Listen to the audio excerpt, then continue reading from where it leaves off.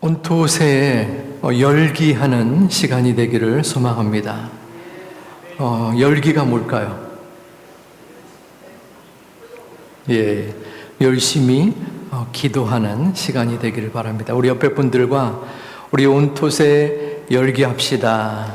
온토세에 열기하자. 우리 같이 인사 나눴으면 좋겠습니다. 오늘 읽은 말씀에서 다니엘이 나오는데, 다니엘은 이스라엘의 하나님을 잘 믿는 청소년이었습니다. 10대 때에 바벨론으로 끌려갔어요.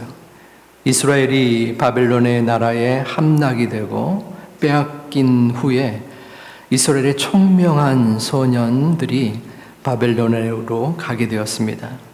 다니엘은 그 사람 중에 한 명이었어요. 다니엘이 바벨론에 끌려갔을 때 많은 이들이 그들의 총명함을 보고서 인정치 않을 수 없었습니다. 당시에 다리오 왕도 다니엘의 지혜와 정직함을 알아주므로 그를 이 바벨론의 총리로 삼고자 했습니다. 총리라 하면 왕 다음에 가장 높은 지위의 사람이죠. 그리고 온 나라를 다스리는 중요한 직책입니다. 그러면 다니엘이 바벨론의 총리가 되는 것이 어려웠겠습니까? 쉬웠겠습니까? 애매모호합니까? 둘 중에 하나죠. 때려 맞춰도 됩니다. 우리 교회학교 학생들, 우리 어린 학생들, 저기에 한 가족이 보이는데, 다니엘이 바벨론의 총리가 되는 것이 어려웠을까요? 쉬웠을까요?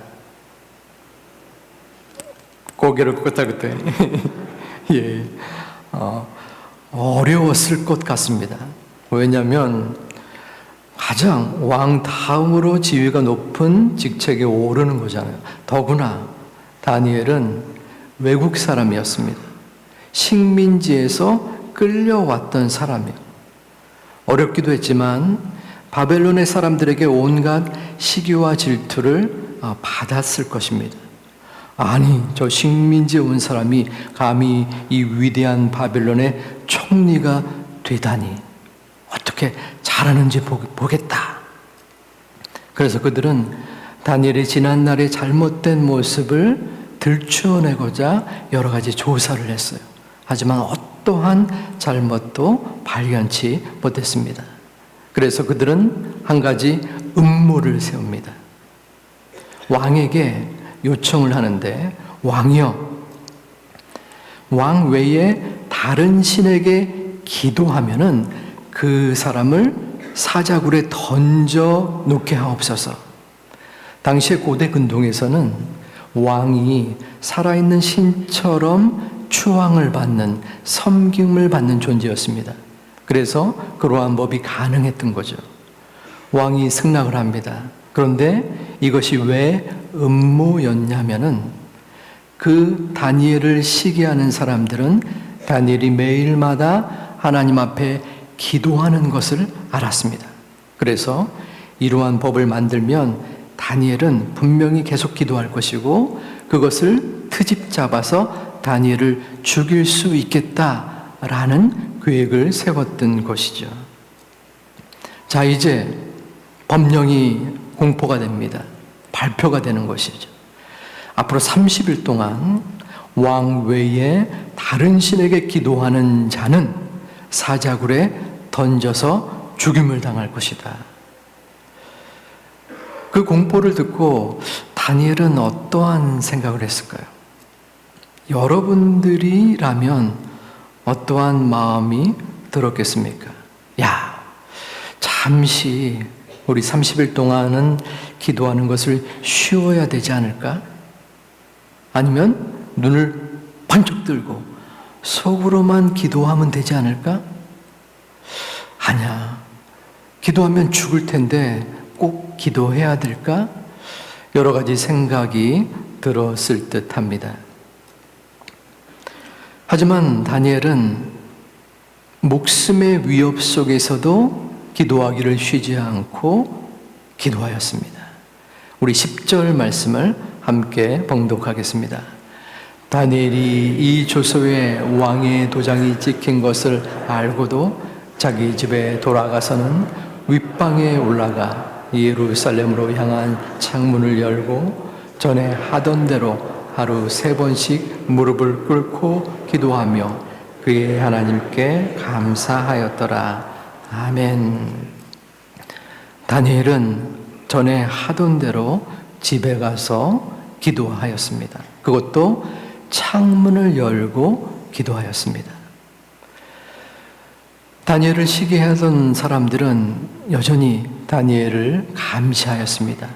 그리고 기도하는 모습을 보게 된 것이에요. 야, 제대로 되었다. 다니엘을 끌고 왕에게 데려갑니다. 왕은 마음에 너무나 아픈 생각이 들었습니다. 결코 다니엘을 잃고 싶지 않았기 때문입니다. 하지만 왕으로서도 어쩔 수가 없었습니다. 자신의 이름으로 명령을 내린 것이니까요. 사자굴로 끌려 들어가는 다니엘을 보고 왕은 말하였습니다. 내가 믿는 하나님이 너를 건져 주시기를 원한다, 바란다. 이튿날이 되었습니다. 왕이 사자굴에 가보았습니다. 그런데 놀라운 일이 발생되었습니다. 사자들이 다니엘을 해하지 않은 것입니다. 다니엘이 그 사자굴에서 목숨을 건진 것입니다. 하나님께서는 다니엘을 위하여 천사를 보내주어서 다니엘에게 생명의 연장을 시켜주신 것입니다. 우리는 사자를 가끔 동물원에서 보곤 합니다. 우리에 갇혀 있는 사자는 그렇게 무서워 보이지 않아요. 하지만 만일 우리들이 사자굴에 들어간다고 생각을 해보시기 바랍니다. 두려움에 가득 차 있을 것입니다. 다니엘 또한 지금 내가 이 기도를 하면은 분명히 왕의 명령을 어김으로써 사자굴에 들어갈 것을 알고 있었습니다. 인간인지라 그에게 두려운 마음이 가득했을 것입니다. 하지만 그는 목숨을 잃는 것을 두려워하지 않았습니다. 만일 그가 생명의 위협을 느끼고 기도하기를 중단하기를 선택했더라면 그는 결코 하나님께로 나아가지 못했을 것입니다. 하나님의 그 구원의 역사를 경험하지 못했을 것입니다. 하지만 그는 목숨의 위기 속에서 담대하게 흔들리지 않은 기도를 드렸습니다. 누가 보든 흔들리지 않았습니다. 죽음 앞에서도 흔들리지 않았습니다. 그러면 이 다니엘이 도대체 어떻게 이러한 믿음의 모습을 보일 수 있었을까요? 그것은 어린 시절부터 이어온 믿음 때문이었습니다. 지금 사자굴에 들어간 다니엘의 나이는 몇 살 정도 됐을까요? 80살이 넘는 할아버지였습니다. 다니엘이 처음 바벨론에 들어갔을 때는 10대였습니다. 그 10대 때에 다니엘은 왕이 내려주는 이방신에게 바쳐진 음식을 거절하였습니다. 그리고 금 신상에게 절하라는 명령을 거부하고 풀무불, 커다란 불에 들어갔습니다. 목숨을 잃게 되었습니다. 하지만 하나님께서는 이방 신상에게 바쳐진 음식을 먹지 않겠습니다. 나는 그들에게 절하지 않겠습니다. 라고 말하는 믿음의 다니엘을 그냥 내버려 두지 않았습니다. 그를 보호하였습니다. 그를 생명에서 이끌어내어서 인도하여 주신 것입니다. 바로 이 10대의 때부터 지금까지 하나님을 온전히 믿고 기도하였던 다니엘이었기에 그 믿음이 이어져 왔고 성장하였고 지금 빛을 발하고 있는 것입니다. 지금 우리는 온 토세에 모여 있습니다. 아마 우리들의 자녀, 그리고 엄마, 아빠, 할아버지, 할머니가 곁에 계실 것입니다. 혼자 오신 분도 계십니다. 지금 여러분들의 자녀 곁에는 믿음의 어른 다니엘이 계십니다. 이제까지 하나님을 온전히 믿고 하나님을 배반치 않았던 그 어른 다니엘의 모습으로 인해서 하나님께서 그들을 보호하시고 인도하여 주셨습니다. 그 어른들이 지금 여러분 다음 세대를 보호하시고 또한 신앙으로 이끌고 교회를 지켜왔던 것입니다. 우리 사랑하는 제2교회에 이 믿음의 어른 다니엘이 있었음을, 그리고 지금도 있음을 마음으로 감사하시는 우리 모두가 되시기를 주님의 이름으로 축원드립니다. 또한 우리에게는 어린이 다니엘, 청소년 다니엘, 그리고 청년 다니엘이 있습니다. 지금 이 시대는 바벨론의 시대라 할 수 있습니다. 물론 정치적으로, 문화적으로, 민족적으로 공격을 하고 있지는 않지만 영적으로 우리는 공격을 당합니다. 특히 다음 세대를 향하여 이 바벨론과 같은 세대는 끊임없이 공격합니다. 옆에 있는 친구를 이겨야 된다. 성공해야 된다. 잘 먹고 잘 살아야 된다. 이 성공에 도달해야 되는 압박감과 또한 다른 사람들과의 경쟁에서 뒤처지는 듯한 절망감 속에 우리들의 다음 세대들은 힘겨워합니다. 우울감에 빠져들기도 합니다. 어쩌면 이 바벨론의 시류에 편승한 모습을 우리의 어른들, 부모들이 가지고 있는지는 모르겠습니다. 우리들은 이 잘못된 바벨론의 영향과 사상 속에서 벗어나야 합니다. 특히 우리들의 자녀들, 다음 세대들이 벗어나야 합니다. 어떻게 벗어날 수 있습니까? 그것은 기도입니다. 우리들의 부모님들은 지금까지 그 험난한 시대와 세월을 기도로서 버티고 견디고 이겨냈습니다. 오직 기도였습니다. 다니엘은 그 목숨의 위기 속에서 기도함으로 하나님 앞에 나아갔고 그 간절한 마음의 소원을 하나님이 받으시고 기도로 응답해 주시고 그를 건지시고 보호하여 주셨습니다. 그것이 바로 기도의 기적입니다. 우리는 하나님 앞에 이 시간 그리고 지금까지 기도해왔습니다. 나의 안위와 나의 모든 어려움을 위해서도 기도하였습니다. 하지만 다니엘은 주님 앞에 민족의 회복을 위하여 기도하고 감사함으로 기도하였습니다. 우리는 무엇을 위하여 기도해야 합니까? 기도는 절대자이신 하나님께 나의 부족함과 연약함을 아뢰는 것입니다. 우리는 기도해야 합니다. 특별히 여기 모인 우리들의 다음 세대 자녀들은 기도해야 합니다. 하나님, 저는 아무것도 할 수 없습니다. 나는 부족하고 연약합니다.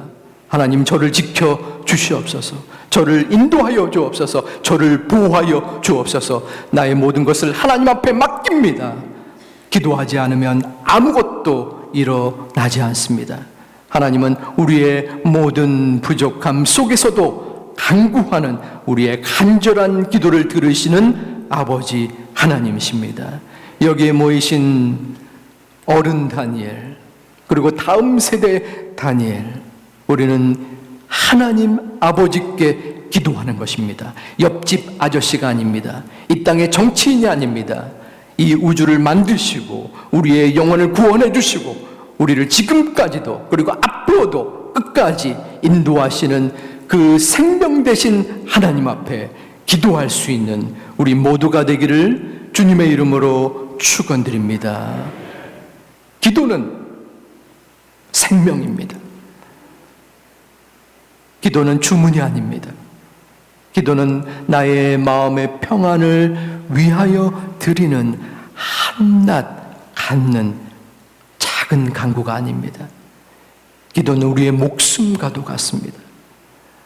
여러분들 곁에 있는 엄마, 아빠, 할아버지, 할머님은 그 과정을 거쳐왔습니다. 우리들의 청소년들, 어린 세대들, 나는 아직 기도할 줄을 몰라요. 나는 아직 기도에 확신이 없는 것 같아요. 라고 생각해도 괜찮습니다. 이 자리에 온 그 자체만으로도 하나님께서는 너무나 기뻐하시고 귀하게 보아주시는 것입니다. 우리 소중한 믿음의 제2가족 여러분, 우리는 이 험난한 세상에 시련의 강들을 걸어가고 있습니다. 광야의 길을 우리는 매 순간마다 경험합니다. 무엇을 의지합니까? 다니엘은 목숨의 위협 속에서도 담대함을 지녔습니다. 그에게 다른 어떤 것도 중요치 않았습니다. 자신에게 주어진 총리라는 그 명예, 혹은 지난날의 경험, 내가 가지고 있는 그 어떤 것도 다니엘에게는 중요치 않았습니다. 그에게 중요한 것은 오직 하나님, 오직 기도였습니다. 그 기도가 그를 살렸고 그를 이끌었고 그를 인도하여 주신 것입니다. 오늘 이 시간 우리는 온 가족이 함께 성전에 와서 예배로 드리는 소중한 시간을 맞이합니다.